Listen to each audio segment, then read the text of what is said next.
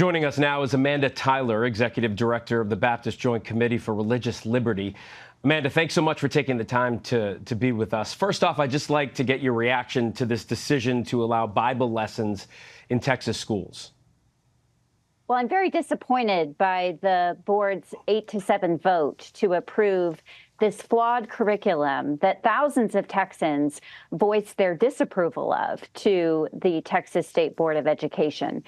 We had profound disagreements with the curriculum, the way that it incorporated teaching of Bible stories to kids as young as kindergarten in their reading and language arts classes, because of the ways that it will interfere with the religious freedom rights of kids and their families if it is implemented. But I will say there were some very encouraging signs. One is that this is not a partisan issue in Texas. 3 Republican members of the board joined with the 4 Democrats to disapprove of this curriculum.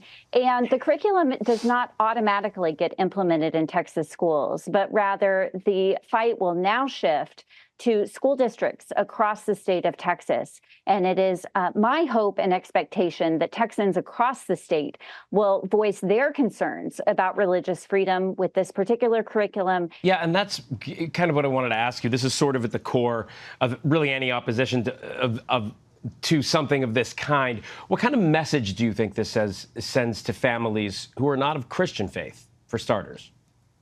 Well, I hope that they'll see that there are so many Christians like me. I'm a Baptist, and I have profound concerns about teaching the Bible in public schools.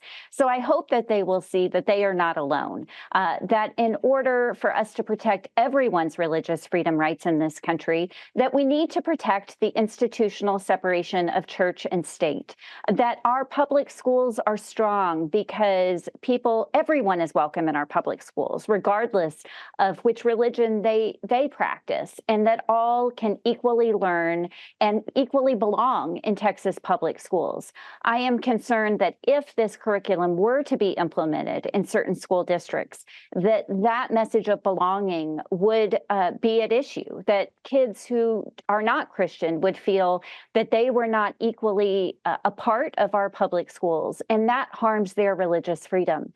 But for Christians like me, it also harms our religious freedom, because it should be up to Texas families and their houses of worship to provide religious instruction. That is a foundational constitutional premise and promise for our country, that we protect religious freedom by keeping government out of affairs of religious instruction.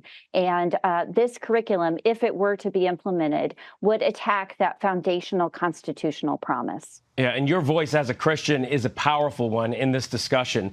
As a Christian, you testified before Congress last year, and you said to oppose Christian nationalism is not to oppose Christianity. I want you to explain a little bit more about what you meant.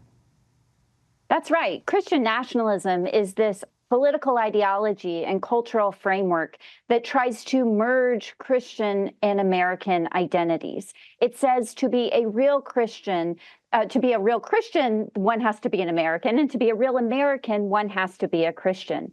That idea of Christian nationalism is both an attack on our constitutional promises of religious freedom, but it also is at odds with my understanding of Christianity, a Christian faith in which God loves everyone, regardless of national identity. Christian nationalism seeks to merge political and religious authority in ways that can lead to idolatry, in ways that turn the gospel of love into a false idol of power. And so for all of these reasons, it is because of my Christian faith, not in spite of it, that I am called to speak out against Christian nationalism, and I am not alone. Amanda Tyler, thank you so much for taking the time. Such an important perspective you have on the subject.